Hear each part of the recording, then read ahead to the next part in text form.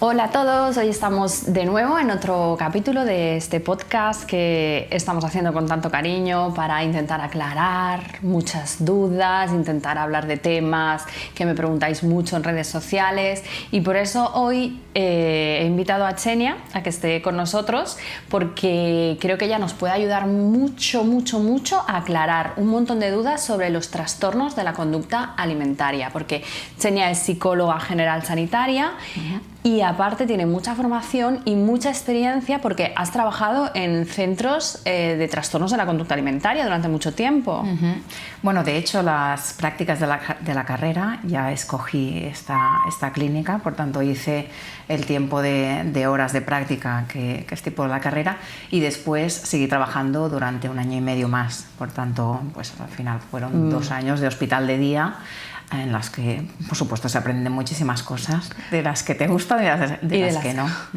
Hospital de día, empezaste con las prácticas de la carrera, debes llevar unos 15 años trabajando, o sea que has vivido, yo creo que has vivido una transformación importante de los trastornos de la conducta alimentaria de hace 10 años ahora, ¿no? Y eso es una cosa que estábamos hablando. Algo que antes de nada me gustaría aclarar, y es qué sí es y qué cree la gente que es un trastorno de la alimentación, porque la gente, ¿no?, me da la sensación que un trastorno de la alimentación es no comer y estar muy delgada. ¿Es esto o hay mucho más?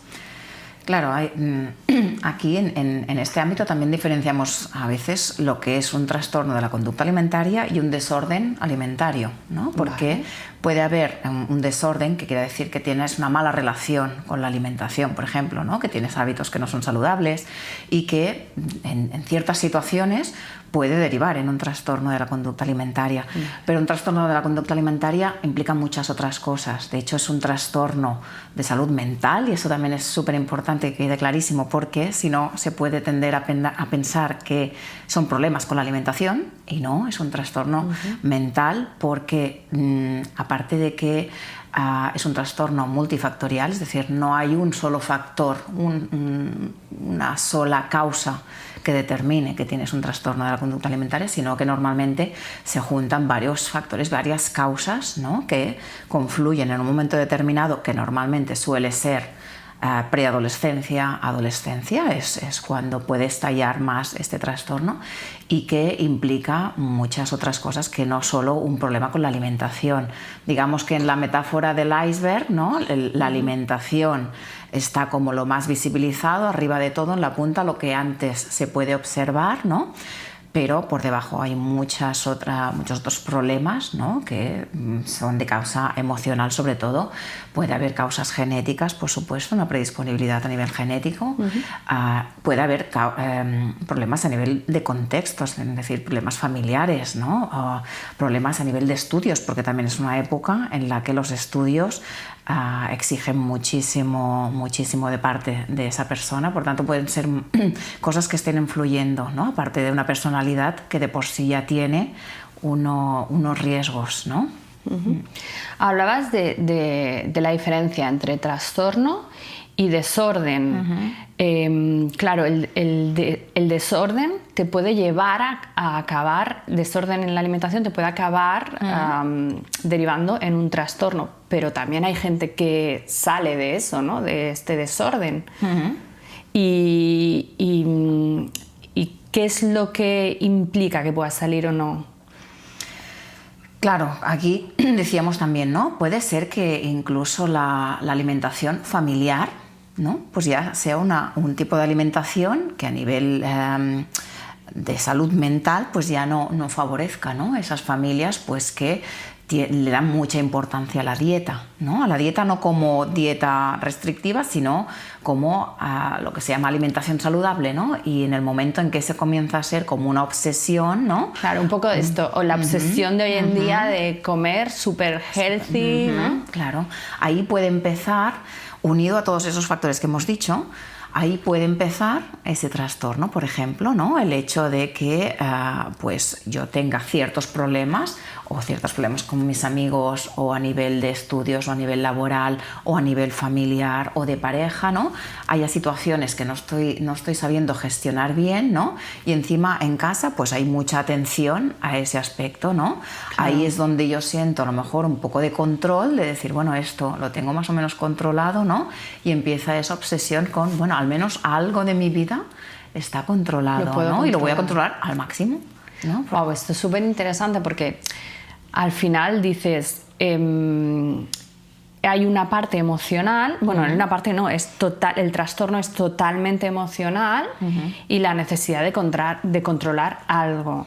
Quizás esto también influye en cómo educamos a nuestros hijos dentro de una burbuja en la que controlamos todo el mundo y no les dejamos que se frustren o no les dejamos que se afronten una vida complicada que es en sí, y quizás cuando llegan a la adolescencia y empiezan a ver, ¿no?, estos inputs de pues esto no me sale bien aunque me esfuerce, esto no sé qué, y llega el crack. ¿Qué puedo controlar? Claro. La alimentación. Claro, es muy complicado porque aquí abrimos también un melón que podemos estar 3 horas, pero es verdad que claro, los estilos educativos de alguna manera influyen, ¿no? Hay familias que de por sí tienen un pensamiento más rígido, ¿sí? Que eso ya pues, es un problema en ciertos momentos. Tienen un estilo educativo o muy extremista en el sentido que puede ser o muy autoritario o bien en el extremo de no pongo ningún límite, ¿no? Y por supuesto ya sabemos que los niños y adolescentes, por supuesto, necesitan unos límites porque no se los saben poner hasta que, ¿no?, pues van madurando, van creciendo, ¿no? Bueno, lo sabemos. No lo sabe todo el mundo. La teoría, ¿no? La teoría nos dice que... El otro día estuvo Esther con nosotros, que es nuestra psicopedagoga especialista en trastornos de la conducta, y nos comentaba eso, ¿no? Que parece una locura, pero es que llega a las casas, su servicio va a las casas y ayuda a las familias a organizarse, y ve que es que los niños y los adolescentes no tienen ningún límite. Y los padres dicen, no, es que no le puedo decir no, tengo que, por miedo a que se frustre, pero claro. Claro, eso no puede ser el chup-chup, ¿no? Que esté ya, un factor exacto. más. Claro, también de unos años hacia aquí, el tema de la crianza respetuosa también ha salido como una moda, ¿no? Y la crianza respetuosa, si no se entiende bien, puede llegar al extremo de, claro, si antes éramos muy autoritarios, venimos de una época en que los padres marcaban mucho, no dejaban hacer nada, no había libertades, tal, ahora nos pasamos al extremo contrario. Y eso hace que los niños se pierdan, exacto, porque los límites son necesarios, porque los niños no tienen una estructura mental como para poder decidir qué es bueno para mí y qué no. O sea, se guían a través de los deseos y de los impulsos, porque les toca, porque es lo que les toca, pero precisamente la responsabilidad de un padre, una madre, ¿no?, de un cuidador, es acompañar y decir... está estupendo, por supuesto a ti te gustaría cenar chuches, ¿no? Lo entiendo perfectamente, pero no es lo más adecuado para ti, ¿no? A ti te gustaría estar en la calle hasta las 12 de la noche, pero tienes 6 años, no es lo más adecuado para ti, ¿sí? Claro. Por ahí, ¿no? Si no vamos guiando como adultos que somos y pensamos que si le ponemos límites se va a frustrar y eso va a repercutir en la relación, claro, ahí no estamos entendiendo bien qué es educar, qué es guiar.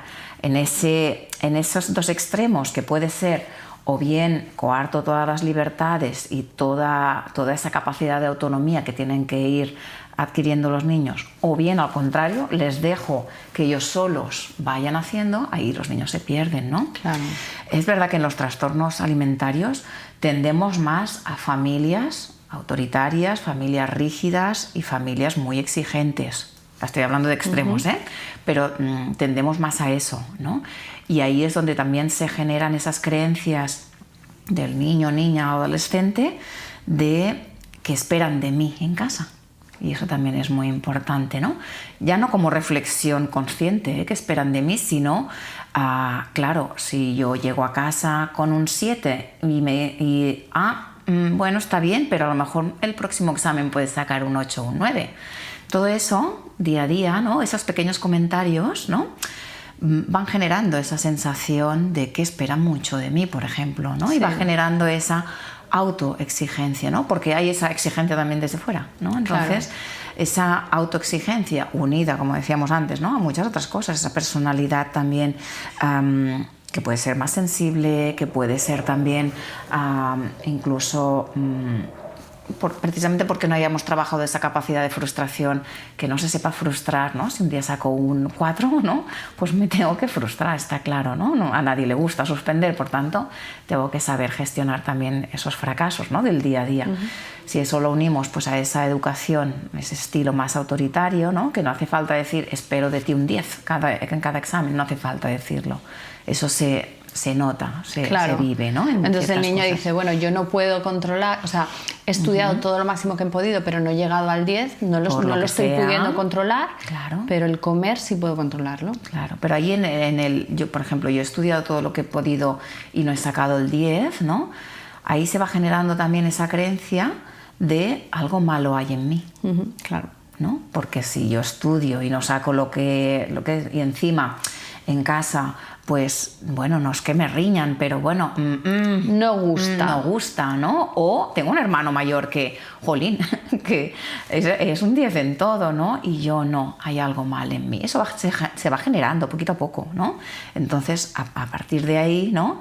Si yo creo, por ejemplo, pues que hay algo en mí, ¿no? Hay algo malo en mí, y encima puede ser que pues haya tenido una discusión con mis amigas, ¿no? Y puede ser que, yo qué sé, que tenga una pareja y que me haya dicho que no le gusta esto de mí, ¿no? Se van uniendo pequeñas cosas en un momento. Es lo que has dicho, se va poniendo todo en la olla que va haciendo chup chup. Va haciendo chup chup, ¿no? Y puede haber un momento, precisamente, pues que haga, bueno, que estalle, esa olla a presión estalle, ¿no? Por lo que sea. Por eso decimos que no hay una sola causa, ¿no? Que no podemos decir, mira, este trastorno alimentario ha salido por esto. No, ¿no? Y además también tenemos, cuando empezamos con un trastorno alimentario, ¿no? y empezamos a tratar a una persona con trastorno alimentario, también desde mi visión entiendo que tenemos que descubrir qué función tenía o tiene ese síntoma en este momento de tu vida, ¿no? O sea, ¿por qué aparece ahora esta necesidad de controlar con la comida, de restringir, de darme un atracón, ¿no? Alguna función tiene, porque muchas veces también desde una visión muy simplista se puede pensar que una vez está recuperado el peso, en una anorexia por ejemplo, pues está solucionado, ¿no? Una vez ya no hay vómitos, ¿no? Está solucionado, pero ese síntoma tenía una función muy concreta en ese momento. Nos salvaba o nos protegía de alguna otra cosa, seguramente de algún sufrimiento, porque las personas con trastorno alimentario, por supuesto, no lo escogen. Y, por supuestísimo, sufren mucho, ¿no? Sufren muchísimo, aunque parezca que lo tienen todo controlado, aunque parezca que eso les da cierta seguridad, es una falsa sensación de seguridad. Totalmente. Y hay mucho sufrimiento por debajo, ¿no? Entonces, poder entender por qué ahora a mí me surge, ¿no? Y eso también pasa mucho en las recaídas, ¿no? Claro. Si yo ya estaba bien, ¿no? Y vuelvo a hacer síntoma. Bueno, pues a lo mejor tenemos que entender qué está pasando. La emoción no ha desaparecido, ¿no? Hablabas de la conducta tiene una función para controlar una emoción. Exacto. Si solo ingresamos a una persona en un hospital, miramos con qué peso entra, la sondamos y cuando llega a un peso normal, normopeso, se le da el alta sin haber tratado nada más. Claro. Esa conducta volverá a aparecer porque la emoción sigue estando ahí. Y porque el cerebro ya ha entendido que ese funcionamiento le ha servido en un momento determinado. Claro. Entonces, nuestro cerebro ahorra energía, O sea, si ha sabido controlar cierta emoción de cierta manera, pues recurrirá a ello porque ya lo sabe, claro, ¿no? Ya lo tiene guardado como un mapa mental, ya está, ¿no? Pero con esto que comentabas de los hospitales también hay un componente que también a veces se nos pasa desapercibido, ¿no? Y es, claro, está en el hospital de día, desaparece totalmente el síntoma, ¿no? Y es como que, vale, se recupera, entre comillas, una normalidad. Sí, es verdad, pero también tenemos que tener en cuenta que en un hospital sea un ingreso total, o hospital de día están como en una burbujita. Ahí está todo controlado, por supuesto, ¿no? Ellos y ellas pueden ceder ese control cuando consiguen ceder ese control, ¿no? y pueden saber que no tienen que controlar eso porque alguien se lo controla, ¿no? Pero ¿qué pasa? Que esos ingresos llega un momento que hay un alta, ¿no? Y vuelves a la vida real, ¿no? Y ahí vuelve a haber ese descontrol de decir yo no me siento capaz de sostener mis estudios, mis relaciones que por otra parte seguramente me he aislado, por tanto se han deteriorado, ¿no? Cómo encajo, mi familia, ¿sí? O sea, todo eso vuelve a salir. Mientras estoy ingresada en un hospital, eso no está. Esa ¿no? conducta no está. Claro, es otra realidad completamente diferente donde me relaciono con gente que tiene el mismo problema que yo, ¿no? Y estamos ahí en esa burbujita. Por tanto, si no llegamos a esa profundidad de tratar todo lo que hay debajo, que decíamos antes del iceberg, ¿no? Pues eso, en algún momento, en momentos que puedan ser de por sí estresantes, ¿no? Porque todos en la vida tenemos ciertos momentos más críticos, más estresantes, pues sí, vuelve a surgir, ¿no? Por eso hay gente que puede tener un trastorno alimentario en la adolescencia, a ver, una recuperación, ¿sí? Y al cabo de años, ¡buah!, vuelve a salir y dices, jolín, al cabo de años, pues si esto ya estaba superado. Bueno. Sí, sí, mucha gente me dice... es verdad que esto es crónico y por una parte yo siempre les digo, no es crónico, se puede curar. Lo que pasa es que sí que es verdad que en una situación muy estresante de tu vida, tu cerebro tirará hacia el control de la comida, claro, ¿vale? Pero claro, no quiero que lo veas como que esto es crónico. Igual que una persona que sufre de ansiedad, en un momento de su vida en el que está viviendo una situación estresante, su cerebro tirará hacia la ansiedad. Claro. Entonces, simplemente es conocernos, ¿no? Pero sí que es verdad que hay este estigma de que esto no se cura y que es crónico. Sí, es verdad, porque, claro, cada vez se sabe más de los trastornos alimentarios, ¿no? Y en cierto momento... cuando no se sabía demasiada cosa, ¿qué pasa? Que cuando se identificaba un trastorno alimentario habían pasado muchos años, a lo mejor, ¿no? de evolución de esa enfermedad, ¿no? Es verdad que cuanto más años de evolución de la enfermedad, más difícil es el tratamiento, la recuperación y una posible alta, pero no quiere decir que sea imposible, ¿no? ¿Qué pasa? Que si durante muchos años hemos mantenido esa obsesión, ese control, eso no desaparece de un día para otro, ¿no? Por tanto, fácil no es. Es verdad que el mensaje es un trastorno de difícil recuperación, eso no lo vamos a negar, no son 2 meses, no son 3 meses, pueden ser años para una recuperación total, ¿no? Y en ese proceso hay muchas etapas y muchos momentos muy duros, recaídas, por supuesto, entran dentro de lo que se espera, ¿no? Pero no implica que tiene que ser un trastorno crónico, ¿vale? Pero... El miedo a la recaída es algo que veo mucho en muchos otros trastornos, como en adicciones, claro, como en trastornos de la ansiedad. La gente tiene pánico a las recaídas y cuesta tanto que entiendan que es parte del proceso, ¿no? Y que no son culpables y que no están haciendo nada mal y que igual que lo han superado una vez, lo pueden volver a superar y que una recaída no implica que he vuelto a la fase 0. Claro, claro, es que aquí también en el ámbito clínico lo podemos diferenciar más. Existen lo que son las recaídas y lo que son las recidivas, ¿no? Son 2 conceptos muy diferentes, ¿no? Una recaída es una fase en la que damos un paso para atrás dentro del proceso de tratamiento, ¿no? Y una recidiva es, bueno, ya tengo el alta, estoy recuperada totalmente, ¿no? Y pues eso, al cabo de unos años, ¡pam!, vuelvo, ¿no? Pero lo que decimos, ¿no? ¿Qué es importante ahí? Es importante, cuanto más nos conozcamos, fortalezas, puntos débiles y señales de alarma, ¿no? Lo que decíamos, mi cerebro ya ha aprendido, ¿no?, a funcionar desde que el control me salva en ciertas situaciones. Por tanto, si puedo aprender a detectar cuáles son esas señales de alarma que me dicen, uy, yo recuerdo que cuando empezaba a hacer esto, después venía aquello otro, y después de aquello otro me pasaba aquello otro, ¿no? Por tanto, no volvemos de he empezado esto al inicio, sino que si yo puedo ir detectando esas señales de alarma, esas red flags, ¿no?, que me dicen, es el momento de parar, ¿no? Parar y tomar conciencia y decir, ¿qué está pasando ahora, ¿no?, en mi entorno, en mi vida, que me vuelve a surgir algo que yo ya tenía, ¿no? Te Como anticipas a la controlado. conducta. Exacto, ¿no? Pero se necesita parar, tomar conciencia y poder aceptar que algo está pasando, que eso cuesta mucho también, ¿no? Sí. Es decir, algo me está pasando, ¿no? Porque también hay una creencia muy arraigada, ¿no? De yo tendría que poder solucionarlo todo, a mí no me tendría que estar pasando esto, ¿no? Entonces ahí es muy difícil tomar conciencia y decir, tengo que parar, tengo que ver qué pasa y a lo mejor pedir ayuda, ¿no? Que Claro. también cuesta mucho, ¿no? Claro. O poder admitir, ostras, he recaído, eso genera mucha vergüenza y mucho sentimiento de culpa, ¿no? Sí, de la culpa hablamos. Hablábamos sobre el proceso, ¿no? Has dicho no son 2, 3 meses, y sobre la cronicidad o no cronicidad. Yo creo que también esto influye mucho el tipo de trastorno alimentario que tú tengas, porque, por ejemplo, una anorexia se detecta mucho más rápido Claro. que otros tipos de trastornos. ¿Qué tipos de trastornos cuestan más de detectar? Bueno, normalmente, claro, si hablamos así en términos generales de anorexia, bulimia, trastorno por atracón, ¿no? Pues la anorexia, tú lo decías, ¿no? Es la más fácil de detectar porque normalmente muy evidente, hay hay un una pérdida de infrapeso. peso evidente en poco tiempo, ¿no? En el caso contrario, pues lo que más tapado queda es la bulimia, ¿no? ¿Por qué? Porque hay una compensación.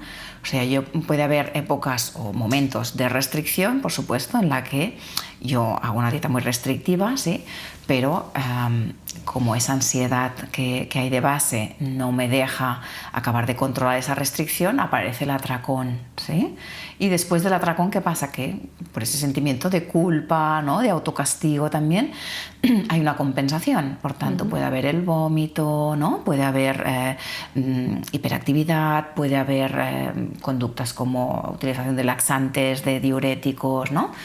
Que hagan que más o menos el peso pues no tenga una variación, ¿no? Muy evidente, así como en la anorexia restrictiva pura, diríamos, solo es restricción, por tanto el peso inevitablemente enseguida hay una diferencia importante. Es muy visual, ¿no? Es muy tú ves visual, que exacto. rápidamente esa persona está perdiendo mucho Exacto. peso. Quizás La una persona bulimia con no. bulimia puedes tardar años en detectarlo, Exacto, ¿no? sí. Sí, porque además son trastornos que se llevan muy a escondidas, ¿no? Por esa vergüenza también social, ¿no?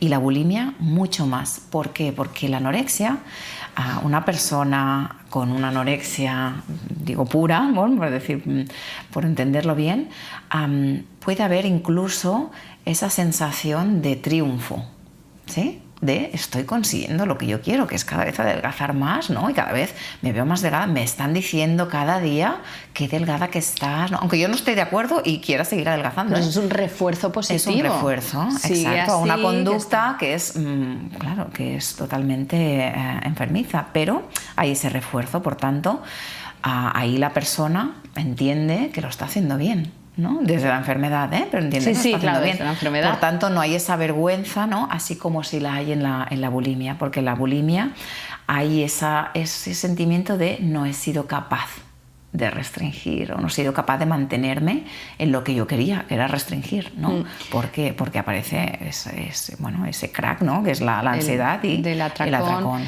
Muchas veces me preguntan, y en redes sociales siempre me hacen muchas veces esta pregunta, decir, ¿es verdad que en la bulimia no siempre se vomita?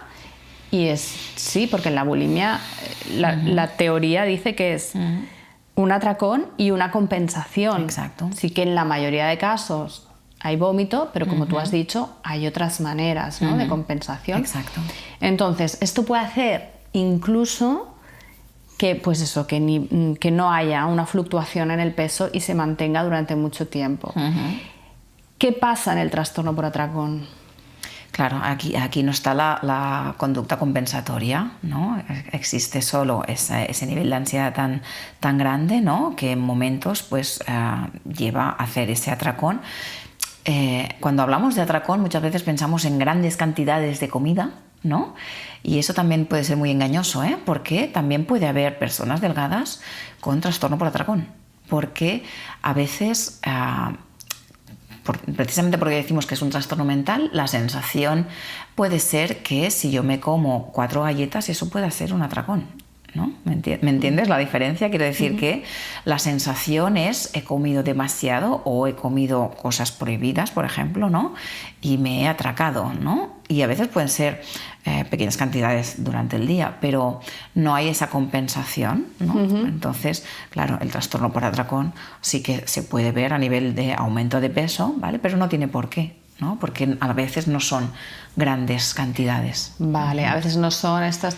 O puede ser, ¿no? Como comentabas, el alimento prohibido. Ahora que estamos tan obsesionados con el healthy, real fooder, ¿no? Y todo esto. Claro. De decir el azúcar, ¿no? No sé qué. Pero un día que tengo un nivel de ansiedad extremo, pues me como, pues eso, 2 donuts de chocolate. Claro. No es un gran atracón, pero es la sensación de pérdida de control. En ese Exacto. momento yo pierdo el control. Que no es el que tú sepas decir, no, yo soy una persona healthy, pero oye, de vez en cuando me doy un caprichito. Claro, no, tengo tal nivel de ansiedad que solo pienso en comer algo prohibido, ¿no? Claro. O sea, diferenciamos un poco que no... Claro, y ahí también está ese concepto, ¿no? De la restricción a veces es esa prohibición que yo misma me hago, ¿no? De ciertos alimentos. Yo tengo prohibido comer chocolate, tengo prohibido comer esto. Cuanta más restricción nos aplicamos a nosotras mismas, ¿no? Pues lo decías, ¿no? Un alimento prohibido, hay momentos de debilidad, ¿no? Que, claro, ese alimento prohibido es al que más vas. ¿Por qué? Porque es el que te sacia, ¿no? El que te deja anestesiado, ¿no? Porque al final ese atracón lo que busca también es una anestesia, por eso decíamos, ese sufrimiento que hay detrás, ¿eh? Busco anestesiar ese dolor, esa sensación de no puedo controlar nada en mi vida, ¿sí? En ese momento se anestesia, ¿no? Entonces, ahí es importante entender que uno de los procesos que implica es dejar de tener alimentos prohibidos, dejar de prohibirnos, ¿no? Comer ciertos alimentos. Me apetece, pues me lo como. Es verdad que no me voy a poder comer 2 donuts cada día, ¿no? Porque entonces ahí entramos, pues, en esa alimentación que no es saludable, pero el hecho de tener ya alimentos prohibidos ya lleva a que tenga esa sensación de que si algún día me como un donut de chocolate, pues aparezca ese sentimiento de culpabilidad, de no has podido controlar y ese autocastigo después. Exacto. Después de ese atracón que nos anestesia durante un periodo cortito de tiempo, aparece la culpa, la gran compañera de los trastornos de la conducta alimentaria. La gran compañera en todo el mundo, a lo mejor, yo creo, pero sí que es verdad que en los trastornos alimentarios pues está como más exagerada, ¿no? O sea, es un componente básico dentro del ciclo, ¿no? Aparece esa culpa que... La culpa, por eso decía, la culpa la podemos tener todos, ¿no? Y en cierta manera la culpa puede ser saludable, puede ser adaptativa, ¿no? Es una emoción que podemos sentir todo el mundo, ¿no? Si nos ayuda a hacer una revisión en alguna cosa que hayamos hecho mal, ¿no? Claro, si yo interpreto que comer está mal, ¿no? Pues existe ese sentimiento de culpa, ¿no? Pero esa culpa dentro de una mente con trastorno alimentario implica ese autocastigo, ¿no? Te has portado mal, ¿no? O sea, no has hecho bien, no has conseguido lo que te habías propuesto, ¿no? Por tanto, ahora te voy a castigar o no comiendo, o, por ejemplo, podría ser no tienes derecho ahora a quedar con tus amigas, no tienes derecho a hacer nada que implique disfrute, ¿sí? Te tienes que aislar, ¿no? Cosas que no solo están implicadas en la comida, ¿eh? O sea, que ese autocastigo, incluso llegando a límites máximos, pues autolesiones, ¿no? Vale, que de esto quería preguntarte, que te quería decir, esto puede llegar a la autolesión, ¿no? Claro, sí, de hecho... el trastorno alimentario y las autolesiones a veces van ligadas, ¿no? La autolesión puede tener también una función o bien de autocastigo, ¿no? O bien de también mitigar ese dolor, ¿no? que estoy sintiendo por otras situaciones, ¿eh? Y sintiendo el dolor físico, estoy tapando ese dolor que hay por debajo, que no sé pues identificar, no sé expresar, no sé gestionar, ¿no? O sea que puede tener también diferentes funciones, ¿eh? Muchas veces es esa anestesia también, ¿eh? Y a veces puede ser el contrario, ¿eh? A veces las personas con trastornos alimentarios se desconectan tanto de sus emociones que dejan de sentir. Y esa autolesión puede ser una manera de comprobar que sigo sintiendo, ¿no? Necesito sentir que siento. Sí, o sea, claro, es muy contradictorio, ¿eh? Pero dentro de la manera... De ese círculo que hablabas, ¿no? Es que te quedas un poco enganchado. Exacto. Sí que hablábamos antes, fuera de cámaras, en el tema de cómo ha cambiado, ¿no? Cómo ha evolucionado el tema de los trastornos de conducta alimentaria. En los finales de los años 90, a principios de los 2000, hubo un boom muy fuerte y se creyó, bueno, se dio como a conocer esta enfermedad. Y se habló que toda la exposición, yo me acuerdo de aquella época de las modelos extremadamente delgadas, eran las culpables, la moda que no hacía tallas más grandes de la 40 era la culpable de estos trastornos de la alimentación. A día de hoy, todo esto se ha solucionado, quiero decir, las modelos no son tan esqueléticas como eran en su día. Bueno, yo no sé. No sé. Claro, bueno, no sé, ahí tendríamos también otro melón. Hoy en día el prototipo... Hay más diversidad, a lo mejor más aceptación en diversidad de cuerpos, exacto. Sí, es verdad. Y una cosa que sí ves ahora, que antes no se veía, porque yo recuerdo haber ido a comprar ropa y que no hubiera más de una talla 38, ahora hay 42, 44, incluso en muchos sitios 46, y luego ya están tallas plus size, ¿no? Pero que hay más variedad. Y todo esto no ha hecho que disminuyan los trastornos de conducta alimentaria. Yo creo que esto va a colación con lo que decías de hay un iceberg aquí Claro. y una modelo esquelética es solo un puntito. Claro, exacto. Esa modelo esquelética puede ser a lo mejor el detonante, ¿no? Podría ser yo tengo problemas a nivel emocional, no me siento bien con mi cuerpo, no me siento bien con cómo soy incluso, ¿no? Creo que hay algo mal en mí, ¿no? Y aparece esa imagen, ¿no? De, pues eso, ya no solo de la modelo, sino de todo lo que implica esa modelo, ¿no? Lujo, una vida glamurosa, ¿no? Felicidad al final, ¿no? Ponemos en esas... Y ya no modelos de pasarela, ¿eh? Entiendo que son anuncios publicitarios, ¿no? Todo lo que implica, ¿no? La exposición al público, ¿no? Películas, ¿no? O sea, ese prototipo de persona, ¿no? Pues que transmite esa felicidad, ¿no? Por tanto, claro, si mi vida siento que está siendo una mierda, ¿no? Y además, pues estoy en un momento como es una adolescencia donde hay mucha inseguridad con mi cuerpo, con mi identidad incluso, ¿no? Y estoy viendo, pues eso, unos modelos, ¿no? Que me están transmitiendo felicidad, pues seguramente, ¿no? Si yo me acerco ahí, yo quiero ser seré feliz, claro, seré más feliz, porque ahora no lo soy, ¿no? Y no lo soy, lo pongo en el cuerpo, pero no lo soy por muchas otras cosas, ¿no? Pero lo pongo ahí, entonces ahí puede ser ese detonante que diga, pues yo voy a ser como ella, ¿no? Claro. Y fijarte esa obsesión, ¿no? Que puede llegar, pues eso, a ese punto de decir, yo soy como ella, incluso más, ¿no? Yo voy a ser más, ¿no? Y el problema también es que cuando llego ahí, que puedo llegar, porque son personas súper, también, precisamente porque son súper exigentes y súper perfeccionistas, van a llegar, ¿sí? Ahí ya no les está bien. Llegan ahí y ven que no, con eso no es suficiente, no siempre son hay felices. algo que... ¿no? Ese no es suficiente, un poquito más, ¿no? Va llevando a que eso se descontrole. Yo veo en consulta muchas veces que me dicen, tengo un objetivo de 51, pero cuando llegan a su objetivo no están bien. Sí, pero son 51, pero es que a mí me sobra de aquí y me sobra de aquí. Ahora te voy a meter en un follón. Venga, vamos. Y te voy a pedir que hagas un poco de visionaria. Venga. A ver, te voy a ayudar y yo me voy a mojar contigo. Venga. Hace poco fueron los Globos de Oro. Sí. Y una de las actrices, no me acuerdo quién, dijo: bienvenidos a los Globos de Oro del Ozempic, ¿no? El Ozempic creo que se llama así, es este nuevo medicamento que ha salido, que se puede comprar en las farmacias, que es como un tipo de insulina que tú te pinchas y bajas de peso. Que es un medicamento para la diabetes, ¿no? Pero se utiliza también pero que puedes comprar libremente. Sí. Y que se ha agotado. Se ha agotado y sí, es una pasada en esto. Sí. Bueno, y entonces decía, ¿no? Hacía la broma de, bueno, este año vamos a ver a todos los famosos delgados, este año no vamos a hablar de ninguno, de decir han engordado muchísimo, porque como es el año del Ozempic, pues todos estaremos súper delgados, ¿no?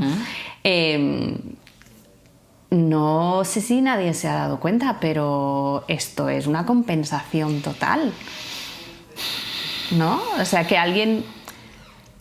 que tengamos a mano... No sé qué piensas, ¿eh? Y por eso te preguntaba, vamos a mojarnos y fuera de qué piensas, ¿no?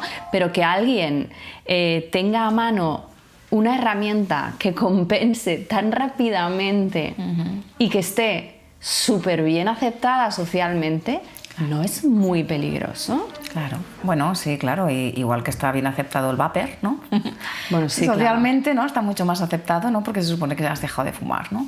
Pero, claro, y ahí el problema, ¿cuál es? Que seguimos poniendo el problema en el peso. En el aspecto. En el aspecto, claro, el aspecto, el peso, ¿no? Por tanto, si yo controlo eso, ya está. ¿Sí? Ahí estamos reforzando esa necesidad también de, claro, de la imagen hacia afuera, ¿no? De cómo me muestro yo hacia afuera, ¿no? Y, por ejemplo, pues eso, a nivel de Estados Unidos, ¿no? El tema de la imagen también ha dado mucho que hablar, ¿no? Los últimos años han habido actrices, ¿no? De 50 para arriba, ¿no? Que han reivindicado el tengo arrugas, ¿qué pasa?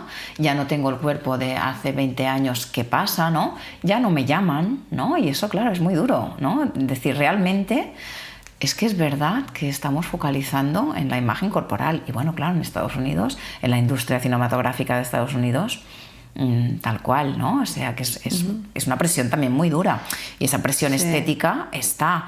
Claro, imagínate, si esa presión estética la sienten mujeres de 50 que ya tienen su vida hecha y tienen, bueno, pues ya está, o sea, lo han conseguido entre comillas todo, imagínate en una mente de un adolescente, ¿no? Cuando su mundo se está tambaleando porque todo se tambalea, hormonalmente también hay muchos cambios, físicamente hay cambios, a nivel de relaciones hay cambios, ¿no? Cuando todo eso está tan inestable, ¿no? Que además haya esa presión estética, ¿no? Que me está diciendo que, bueno, pues eso, que eso es lo que está aceptado, ¿no? Y que si no está aceptado y aparece un fármaco que no es para eso, pero, oye, pero que sirve, ¿no? Que está haciendo, está tapando, ¿no? Pero en realidad, claro, el problema no está ahí. Estamos, claro, pues estamos cronificando más a lo mejor un problema, ¿no? Y quitando el foco de qué es lo que realmente me está generando la infelicidad, ¿no? Ahora que has comentado esto del fármaco, que no es para eso, pero qué tal, me viene a la mente que seguro que te has tenido que ver en esto, porque no conozco psicóloga o psicólogo que nos haya visto, alguna paciente con algún trastorno grave, con algún episodio psicótico y que el psiquiatra le recete antipsicóticos y que seguro que te ha venido a la consulta y te ha dicho este no me lo voy a tomar porque engorda. Claro, sí, es muy complicado, sí. Bueno, claro, es que además si tú abres el papel de los fármacos, claro, si tú te lees los efectos secundarios de cualquier fármaco, psicofármaco sobre todo, no te lo tomarías nunca, claro, ninguno, ¿no? O sea, pero se quedan con el que engorda. Claro. Boca seca, insomnio, eso me da igual. Claro. Engorda. Sí. Pero claro, estamos dentro de una obsesión y un miedo horrible a engordar. Por tanto, me estás dando una cosa que sí o sí engorda, ¿no? Es como, es verdad, es incoherente, pero claro, ahí está el... Claro, ¿te has encontrado con muchos pacientes así? Bueno, más en la etapa de hospital de día, por supuesto, porque ahí al ser un equipo multidisciplinar y haber ese seguimiento psiquiátrico, por supuesto, en muchos casos había esa medicación, ¿no? Fuera ya no tanto, porque a lo mejor, claro, cuando tú estás en ese nivel ya derivas, ¿no? Porque a lo mejor no es fácil tratarlo, ¿no? Pero sí que es verdad que si tenemos ese miedo, ¿no? Y hay un papelito que dice que algo me está engordando, ¿cómo voy a ceder yo en eso, ¿no? Es una de las últimas cosas que voy a poder ceder, ¿no? Y no poder ver el foco. ¿Cómo de fuerte es nuestra obsesión, ¿no? Claro. Antepongo el estar delgada a mi salud. Claro, sí. Es fuerte, sí. Sí, claro, ahí realmente en los trastornos alimentarios yo siempre he pensado, y de hecho creo que es así, que de todo el tratamiento la fase más dura y la fase que cuesta más es la de toma de conciencia, de tengo un problema, ¿no? Y puedo pensar, sí, bueno, tengo algún problema, pero tengo un problema, tengo un trastorno alimentario, tengo un problema de salud mental, TCA. Tomar conciencia de todo lo que implica eso cuesta mucho. Qué difícil. Cuesta mucho, ¿no? Y a veces son meses y a veces pueden ser años, quiero decir, que es la fase más dura, porque mientras no tomas conciencia, es verdad que, bueno, esa parte enferma pues está ahí controlando con su función, ¿no? Que, adaptativa, en cierta manera, de me está dejando funcionar en la vida, ¿no? Pero cuando empiezo a visualizar y empiezo a tomar conciencia de todo lo que me está limitando, ¿no? Me he quedado sin amigos, no soy capaz de concentrarme en los estudios, estoy perdiendo rendimiento académico, las relaciones familiares en casa están fatal, ¿no? No soy capaz de mantener una relación incluso afectiva, ¿no? Todo lo que va mal, ¿no? Cuando tomo conciencia de, sí, es verdad, estoy teniendo control sobre mi cuerpo, pero es que todo lo otro es un desastre, ¿no? Ahí también hay un crack mental de la persona de decir, ¡buah! ¿No? Y hay un bajón. Por eso cuesta tanto también tomar conciencia, porque implica conectar con la mierda de vida, entre comillas, que puedo estar sintiendo que tengo, ¿no? Entonces, en ese momento, es verdad que tomar conciencia cuesta muchísimo, pero es ese momento en el que la recuperación empieza a ser mucho más fácil, ¿no? Porque cuando yo tomo conciencia puedo tomar responsabilidad, ¿no? Puedo conocer esa parte enferma, ¿no? Y esa parte más sana, ¿no? Puedo trabajar con esas partes, ¿no? Que en cada momento van saliendo, conectar, ¿no? Con los sentimientos de mi enfermedad. También, y empezar a trabajar también para atrás de dónde puede venir eso, ¿no? ¿Cuál es ese chup chup? ¿No? Empezar a trabajar esa raíz, ¿no? De ese problema, para curar la raíz, para sanar la raíz, porque entonces es cuando podemos decir, te vas a recuperar de esto. Claro. ¿Sí? Si recuperamos pues, un cierto control sobre el peso o sobre la sintomatología y lo dejamos ahí, está claro que hemos hecho un trabajo, por supuesto, y a veces hay gente que se queda ahí y está bien. Hay gente que no puede ir más atrás. Está bien, vale. Pero si vamos a la raíz y descubrimos, entendemos, ¿no? Y tomamos conciencia de ostras, qué cosas a mí me generaron, ¿no? Empezar con esto, pues ahí sanamos, ¿no? Claro. Y ahí es donde el proceso pues tiene mucho más buen pronóstico, ¿no? Hablabas de las actrices de Hollywood que reivindican, ¿no? ¿Qué importancia tiene que las mujeres reales demos la cara y salgamos sin maquillar y diciendo estamos perfectas tal y como estamos, ¿no? Claro, a ver, yo creo que tiene que haber libertad para la que se quiere maquillar sí. y para la que no se quiere maquillar, ¿eh? La cosa es no tener la presión de que porque soy mujer o porque tengo ya 40 y a lo mejor tengo que tapar arruguitas, ¿no? O a lo mejor que van a pensar ¿sí? O sea, poder tener la libertad de decir, tenemos 40 o 44, pero quiero decir que mi vida es mucho más que tener 44, tener un cuerpo o tener unas arrugas, ¿no? Es decir, que, claro, depende de dónde ponga yo el foco de lo que es mi vida, ¿no? Pues a lo mejor le puedo dar más importancia a una cosa u otra, ¿no? Está claro que si tengo una profesión de cara al público donde la imagen es importante, pues voy a tener que cuidar esa imagen. Y si me gusta cuidar la imagen, está bien, ¿no? Pero si a mí me supone cada día un engorro, ¿no? Tener que maquillarme, tener que poner las cremitas, tener que hacer tratamientos por aquí y por allá, ¿no? Se han visto cosas como muy heavy ya, que no vamos a entrar, pero cosas que realmente son como también como muy violentas hacia el propio cuerpo, ¿no? Ya podemos saber, ¿no? Bueno, entonces es importante poder reivindicar eso, o sea, soy así, ¿no? Una actriz de 60 años que lleva 50 en la profesión, ¿no? No se le está valorando esos 50 años de profesión, se le está valorando el que le han aparecido unas arrugas y ya no queda bien en pantalla. Eso es muy duro.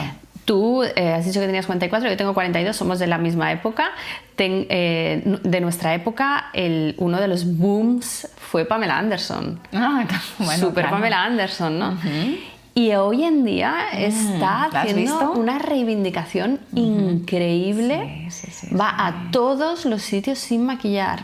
Y le hicieron una entrevista y me acuerdo que le preguntaron, ¿no? ¿Ya no te gusta maquillarte o algo así? Y ella dijo, no. A mí me encanta maquillarme, pero me veo con la obligación de, como está la sociedad hoy en día, en venir a dar la cara. Y soy igual, Pamela Anderson. Pamela Anderson así, pero como diciendo, Claro. o sea, a mí me gusta, ¿eh? O sea, no es que para mí sea un suplicio, Claro. pero no quiero que o sea, quiero dar esta imagen de soy Pamela Anderson con 50 y pico o 60, no sé, ¿no? Claro. Y me pareció maravilloso, porque dije, ostras, de nuestra época, si piensas en alguien más, la persona más artificial, era Pamela Anderson. Claro, Y hoy en además día- las operaciones estéticas, Sí, ¿no? sí. También es una de las precursoras, ya no lo sé, Sí, pero, sí, claro, pero, a claro, partir esos de- pechos, ¿no? A partir de ahí, claro, si no tenías esos pechos y esa cinturita, ¿no? Claro, cómo nos puede engañar, ¿no? Sí, y vaya cambio de hoy en día Claro. quiere promover Claro. la naturalidad, ¿no? Claro. Sí, sí, bueno, y eso es fruto también de un proceso y seguramente ahí también habrá habido muchos momentos en que ha sido rechazada cuando ya no cumplía los cánones, ¿no? O sea, que Ojo, y también- está teniendo ahora un éxito increíble. Claro. Bueno, porque ha surgido esa nueva ola, ¿no? Claro. De vamos a aceptarnos Las mujeres un poquito, reales, ¿no? Exacto, ¿no? sí, sí, sí. ¿Qué hay en decir soy una mujer real o en tirar la toalla? ¿No? Porque muchas veces dicen, ¿no? Salen mujeres diciendo en redes sociales, mujeres famosas diciendo yo me acepto como soy, y tú piensas, les compras este discurso y dentro de 5 años reaparecen delgadísimas, operadísimas, y es como, vamos a ver, ¿y esta contradicción? Claro, claro. Yo creo que al final también tienes que plantearte con qué estoy a gusto yo, ¿no? O sea, puede haber unos valores en la sociedad o unos cánones, o puede haber unas imposiciones, ¿no? Que a veces aceptamos porque en ciertos momentos pues la presión social nos puede, ¿no? Pero al final poder plantearse, ¿esto va con mis valores, ¿no? ¿O no? ¿No? Claro. ¿Lo estoy haciendo por mí o lo estoy haciendo por la sociedad que me está empujando Claro. a ello, ¿no? Entonces puede llegar ese punto, ¿no? De decir, si yo estoy siendo rechazada por cómo soy, ¿no? Al final, pues a lo mejor tengo que ceder a esa Pasar presión, por el ¿no? aro. Exacto, ¿no? Pero claro, si tú puedes hacer ese proceso, aceptarte tal como eres y decir, mira, pues es que no va con mis valores operarme para tener cierto cuerpo, ¿no? Y eso no quiere decir que haya una aceptación total de tu cuerpo. Quiero decir, a mí me pueden no gustar muchas partes de mi cuerpo, ¿eh? Pero aún así eso no determinará mi día. Claro. ¿No? O sea, mi profesión es mi profesión, mi vida familiar es mi vida familiar, ¿no?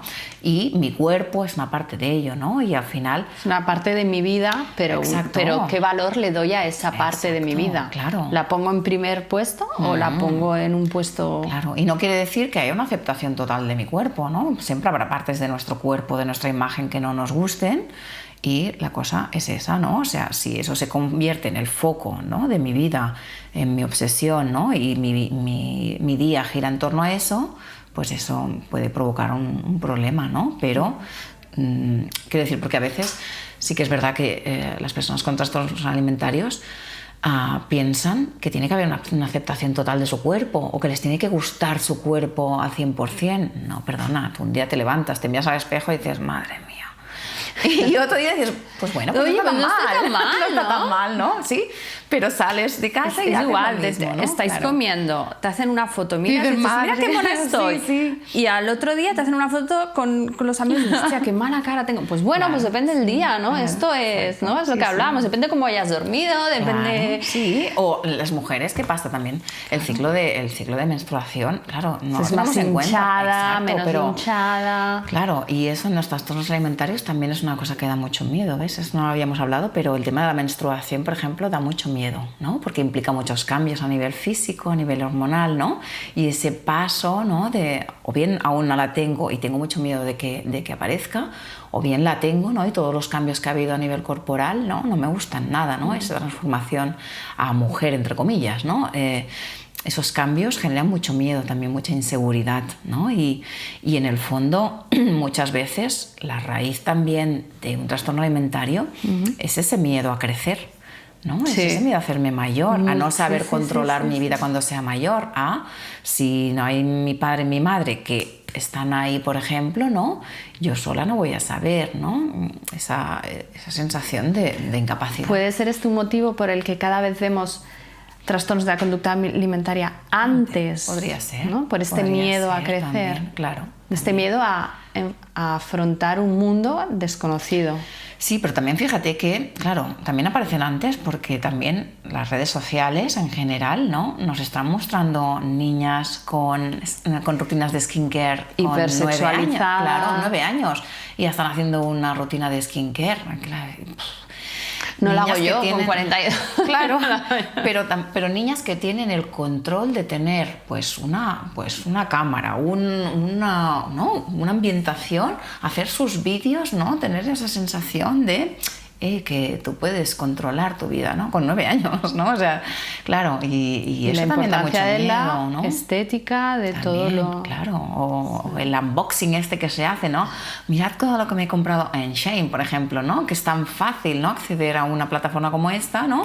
Todo es baratísimo, ¿no? Productos al alcance de todo el mundo, ¿no? Y que si la cremita para acá, mira, solo 2 euros, ¿no? Claro que eso te da esa disponibilidad también de decir, pues si ella puede y mira tal, pues yo también, ¿no? Y esa comparación, ¿no? Que también está muy en la base, ¿no? de un trastorno alimentario, ¿no? Siempre me comparo con, ¿no? Ese ideal que yo me autoimpongo, ¿no? Y nunca llego, por supuesto, ¿no? Porque no solo implica... Es irreal totalmente. No hablemos ya de los 200.000 filtros que existen. Claro, claro. No solo para verte preciosa, sin arrugas, con los labios más gruesos, los ojos más grandes, la nariz más pequeña, sino pongo una foto y le digo, adelgázame. ¡Flup! Claro. Estoy estupenda. Y luego me miro al espejo y claro, no soy yo. Claro, y cuando tengo que salir a la calle, al mundo real, ese yo no me gusta el de la pantalla, ¿no? Pero ¿con quién me relaciono? Pues, ¿no? Entonces también aparece ese aislamiento, ¿no? Yo delante de la pantalla sí, porque puedo poner todos esos filtros, y eso se vio muy incrementado en la pandemia precisamente, ¿no? Ese corte en las relaciones sociales en una etapa tan importante como adolescencia, ¿no? Que hace que haya un antes y un después, ¿no? Durante un tiempo me relaciono a través de pantallas, me siento mucho más cómoda porque no tengo que mostrarme, ¿no? Puedo mostrar lo que quiero de mí, ¿no?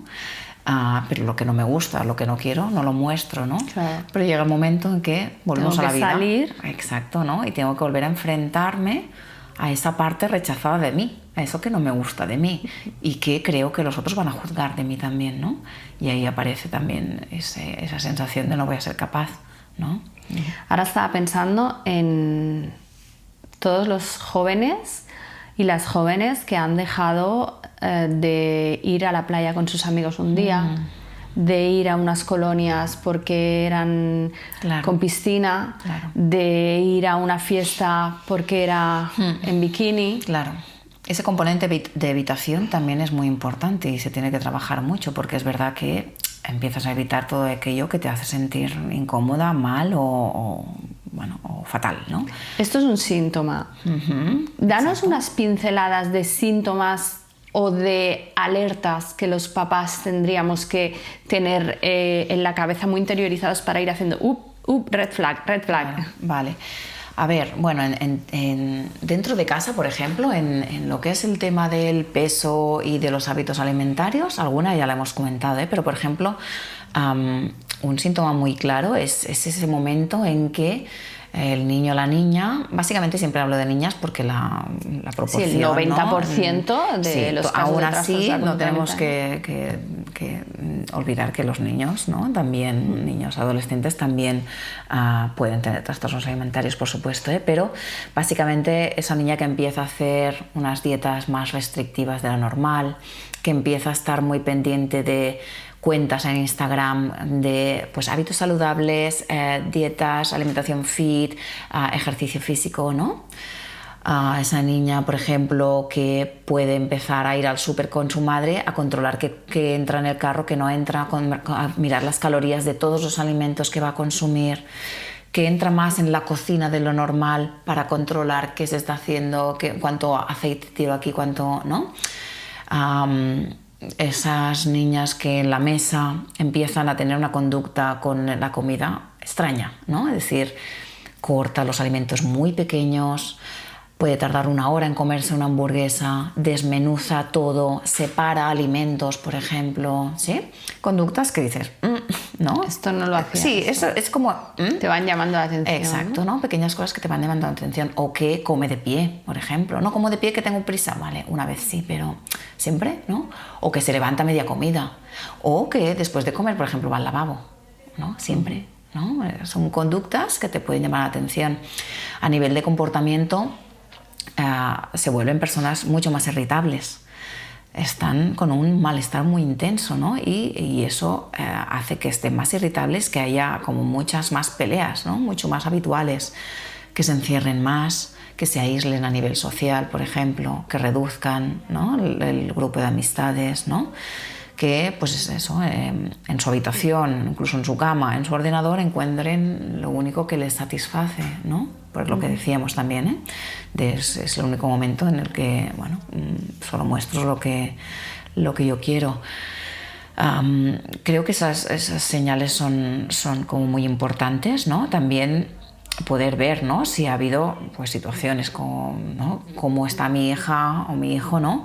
Con sus amigos, cómo está en el instituto. ¿Ha pasado algo? ¿No ha pasado? ¿No? O sea, poder detectar esas cosas a lo mejor son más difíciles, ¿no? Pero estas cosas relacionadas con la alimentación pues son comportamientos que se salen de lo extraño, o sea, de lo normal, que empiezan a ser extraños y que antes no hacía, por ejemplo, ¿no? Antes no lo hacía, ¿no? Vale, pues es una época en la que tenemos que observar mucho, ¿no? No tanto... meternos, ¿no? Sino observar mucho, ¿no? También es verdad que hay familias, lo que decíamos al principio, ¿no? Que a nivel de hábitos alimentarios pues se les puede un poco de la mano, ¿no? El tema, ¿no? Y pues hay padres y madres pues que a lo mejor los hábitos que inculcan a sus hijos no son los mismos que ellos hacen, ¿no? No, yo no ceno, que yo hoy tomo un batido, ¿no? Claro, todo eso, por ejemplo, ¿no? No, mi madre no cena nunca, ¿no? O, por ejemplo, no cenar nunca juntos, ¿no? Esto es algo muy importante, claro, que les digo siempre a las familias, cenar juntos. Claro, uno de las comidas importantes, claro, es ¿no? como la única comida en la que todos coincidimos, vamos a sentarnos y comentar cómo ha ido el día. Exacto, sí, sacar el foco de lo que es la comida, ¿no? Porque es verdad que tienden a aislarse más y en ese sentido quieren comer solos, ¿no? Entonces, ¿por qué? Porque hay más capacidad de controlar lo que entra o lo que no entra, restringir, ¿no? Ese también autocastigo. Yo tengo un plato y solo me permito la mitad, ¿no? Me estoy castigando y no me permito comer la otra mitad, ¿no? Y eso, si comen solos, pues aparte de que es más difícil de detectar, se va generando esa obsesión, ¿no? En ese ámbito. Por tanto, hacemos una comida al día, ¿no? Donde el foco no esté en la comida, por supuesto, y puedas detectar también esas cosas, ¿no? Que puedan llamar la atención. ¿Cómo es convivir con una persona con un trastorno de alimentación? Porque las personas que conviven también necesitan acompañamiento, entender qué está pasando. Es muy duro y también hay mucho sufrimiento en la familia, ¿eh? Tenemos que entender que es un problema también a nivel familiar, o sea que el síntoma lo tiene una persona, ¿no? De la familia, pero el sufrimiento está en toda la familia. Es general. ¿no? Es general, ¿no? Genera mucha sensación de impotencia, de culpabilidad también, ¿no? De por qué no me he dado cuenta de esto, por qué no puedo ayudarla, ¿no? Entonces, es verdad que tienen que ser muy acompañados y que son parte fundamental en la recuperación también, ¿no? Y por eso tienen que ser acompañados también. Es lo que te iba a comentar. O sea, no solo necesita tratamiento la persona, sino que necesita apoyo psicológico el entorno también, por ese malestar, ¿no? Por ese malestar y porque a veces se sienten muy perdidos, ¿no? En esa intención de querer ayudar, a veces no ayudamos, ¿no? A veces estamos dificultando más, ¿no? Y poder dar también unas pautas muy concretas, ¿no? De cosas que pueden hacer, cosas que no, comentarios, ¿no? Y hacer mucha psicoeducación, ¿no? De lo que es un trastorno alimentario, qué implica, ¿no? Porque es verdad que muchas veces, por ejemplo, ostras, estás mucho más guapa ahora, ¿no? En una persona con trastorno alimentario, ese comentario... Qué delgada te has quedado, qué guapa. Claro, o incluso puede tergiversar desde el extremo de esto quiere decir que bien, ¿no? Si yo sigo restringiendo donde está la más Claro, guapa. tengo que seguir por O aquí. ¿por qué me lo dice, ¿no? O sea, estás tan guapa, ¿por qué me lo dice? A lo mejor es que me he engordado y para ella estar más guapa no, pues entonces lo estoy haciendo mal, ¿no? Claro. Quitarle En la el mente de la foco. distorsión, exacto, en esos pensamientos tan distorsionados, ese comentario que puede estar hecho desde el amor perfectamente, ¿no? Pues puede no ser bueno en ese momento, o todo lo que esté relacionado con la comida, ¿no? Desde el venga, come un poquito más, ¿no? O el por qué te dejas eso en el plato, o ¿sí? Entonces ahí entramos también en un círculo vicioso en el que también funciona muy bien en estas chicas, en estas personas con trastorno, la manipulación, ¿no? Esa parte enferma es muy manipuladora. Es manipuladora a un nivel que la familia no es capaz de captar, ¿no? Porque no hace falta decir nada. A lo mejor una simple mirada ya es muy manipuladora, ¿no? Entonces es importante que la familia sepa todo lo que implica, ¿no? Y aparte ese acompañamiento de cómo estáis llevando vosotros eso, ¿no? Porque es muy duro, Claro. ¿no? Estar pensando a lo mejor que si yo me voy de casa, ¿qué va a hacer mi hija, ¿no? O se va a ir al cole, va a tirar el desayuno, o incluso cuando hay autolesiones, ¿no? O sea, hay mucho sufrimiento ahí también. ¿Qué le dirías a las personas que están pasando por esto ahora mismo? Personas, ¿te refieres a personas que aún no están en tramento? Sí, quizás Porque- esas personas que empiezan a detectar que gracias a esta charla entre tú y yo han detectado que su relación con la comida no es todo lo normal que creían.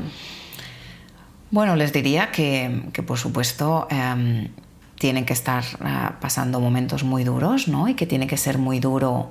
Si ahora mismo han conectado con cosas con las que no habían conectado, tiene que ser muy duro y por supuesto todo el mundo necesita un tiempo para tomar conciencia, ¿no? O sea, que es importante ahora no autocastigarse, ¿no? También de decir, yo no me había dado cuenta de esto, no me estoy dando cuenta, tengo un problema muy gordo, no.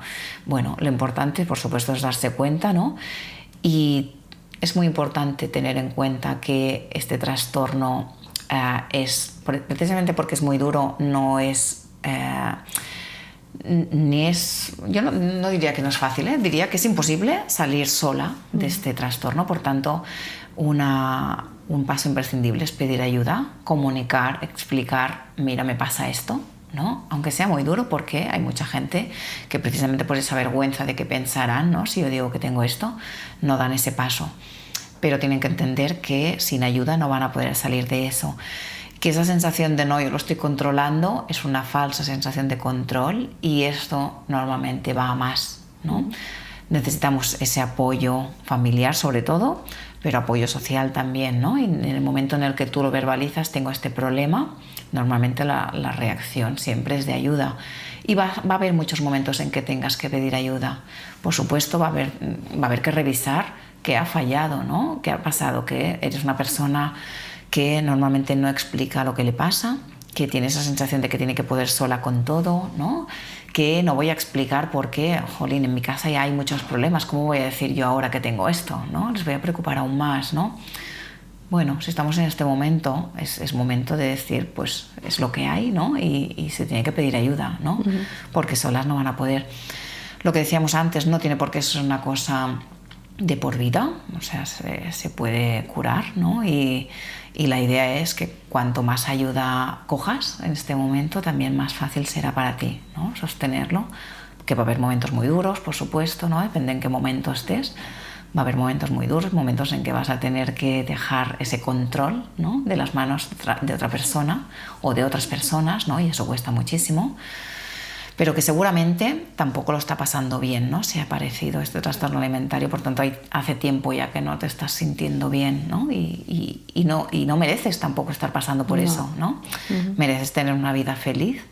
Sobre todo un adolescente merece tener una vida de adolescente, ¿no? Plena, compartiendo con sus amigos, disfrutando de los momentos. Cagándola, o sea, cagándola, sí, traspasando límites, sí, o sea, una vida llena, ¿no? Con, por supuesto, inseguridades que siempre puede haber, ¿no? Y con cosas que no funcionen, que siempre puede estar, ¿no? Pero te mereces también poder estar mejor, ¿no? Me ha encantado esta frase, te mereces poder estar mejor. Muchísimas gracias, Xenia, por estar hoy con nosotros y darnos un poquito de luz. Estás invitadísima a otros días para que sigamos hablando sobre este tema, porque hay muchas cosas de las que hablar. Sí. Me gustaría que todo el mundo se quedara, sobre todo con el... ¿Se supera? No estás sola y, sobre todo, pide ayuda, porque eso sí, no estás sola, pero es que sola no vas a poder salir de esto. Exacto. Entonces... vamos a quedarnos con esto, por favor, pedir ayuda y, bueno, como te he dicho, un placer tenerte aquí y nos vemos pronto. Muy bien, cuando quieras. Gracias. Gracias a ti.